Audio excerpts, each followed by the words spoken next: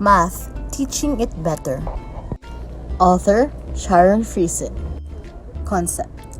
The new math was a shift away from professors teaching students what to do and towards students learning via exploration, discovery, and hands-on learning.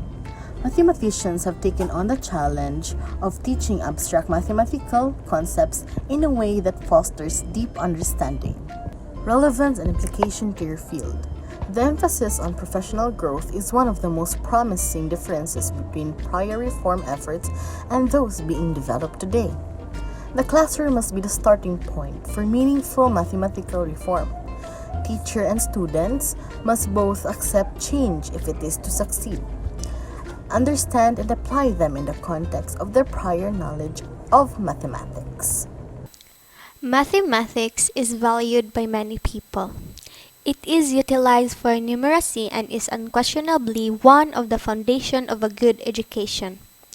Math problems are a concern all across the world, and a few major beliefs are becoming increasingly popular. These are the following. Math skills entail more than just numerical memorizing, formulas, and facts. It is critical to teach comprehension.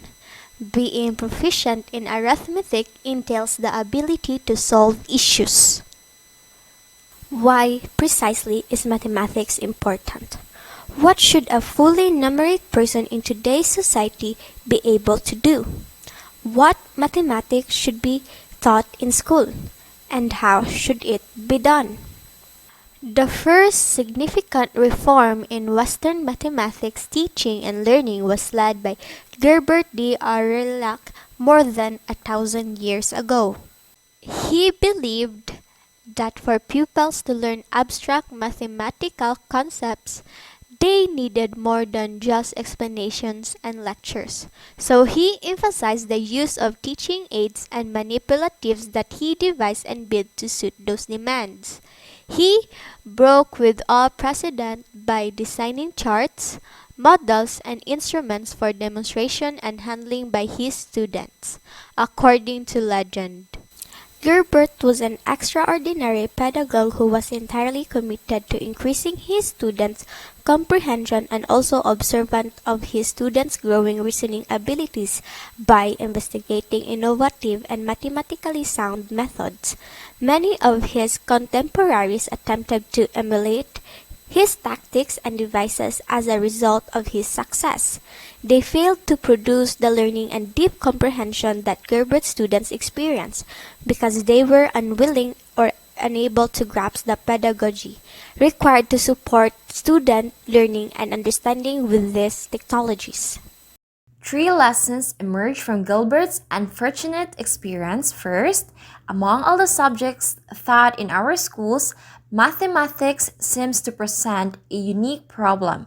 There is no other discipline in which the gap between the curriculum presented to the students and the body of knowledge it comprises the discipline is so great. It won't be long before someone claims that it is logical subject in which you must first understand the fundamental to prepare more complex arithmetic later on. It is simpler to add and subtract. Algebra is far more difficult to young children than multiplication. Being proficient at math entails getting correct answers quickly. You must also memorize a great deal. Even though excellent math reformers have been striving to promote these principles for a millennium, few people would use adjectives like messy, creative, or imaginative to describe mathematical thought. Second, the secret of teaching mathematics well does not lie in borrowing teaching strategies. Even those Gilbert's colleagues who admire his results and tried to emulate his success in their classroom had difficulties. There is simplistic and all too common of the curriculum as someone's to be delivered. Teaching, it is felt, and means just adapting better delivery method. The third one, nobody's neutral about changes to to the teaching of mathematics. The history attempts to modify mathematics in the past. Mathematics is taught in school, and how it is taught imposes a significant cost of those willing to enter. The status appears to be defended nowhere with such passion. Learning to improve, lessons learned from these latest reform efforts are only now emerging as tentative findings rather than as prescriptive recipes for change. Among the promising are this. Not all teaching methods are equal. While every country has its own way of teaching mathematics, there are features that exemplify methods of teaching that help students achieve well. When relationships between facts, procedure, concepts, and problem solving are attended to and made explicit in the mathematics classroom, student achievement increases. Reform recommendations disseminated through curriculum documents and delivered to teachers are insufficient to improve the teaching and learning of mathematics. However, necessary solid standards, excellent curricula, innovative materials, and accountability, they are not sufficient to ensure that teachers increase students' mathematical understanding and achievement, nor do they ensure quality math teaching for all students. Mechanism must be built into the teaching profession to permit teachers to improve gradual over time. We have come to understand that reasoning and problem solving have to be the focus of mathematics instruction in the classroom. Reasoning and problem solving requires students to learn how to generate, evaluate, justify, and revise mathematical models while solving problems.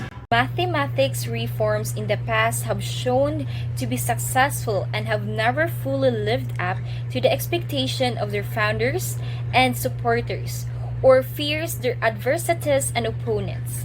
While the task of creating classroom in which students comprehend abstract and difficult mathematical ideas, see the relevance in the mathematics they are learning, and achieve mathematical competence appears daunting.